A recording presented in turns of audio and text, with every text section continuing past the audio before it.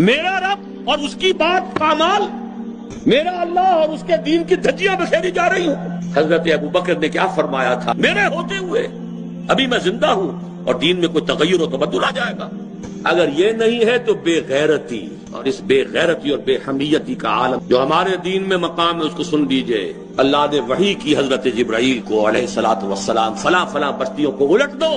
हुजूर फरमाते हैं कि हजरत जिब्राइल ने अर्ज किया, यार अब मैं उस बस्ती को उलट दूं, उसमें तेरा फला बंदा भी है जिसने कभी पलक झपकने जितनी देर भी मासियत में बसर नहीं की। किसी के जाती तकवा के क्या इंतहा है। गवाही देने वाले जिब्राइल हैं, कोई किराए के वकील नहीं है। अल्लाह ने शाद फरमाया, इक़लिबा अलैहि व अलैहिम, उल्टो इस बस्ती को, पहले इस बदबख्त पर फिर दूसरों पर। इसलिए कि इसके चेहरे का रंग कभी मेरी गैरत और हमियत की वजह से मुतगय्यर नहीं हुआ। इसको किसी ने माँ की गाली दे दी तो पूरे जिस्म का खून चेहरे पर आ गया। अब मेरे दीन की धज्जियां बिखरते हुए देखता रहा।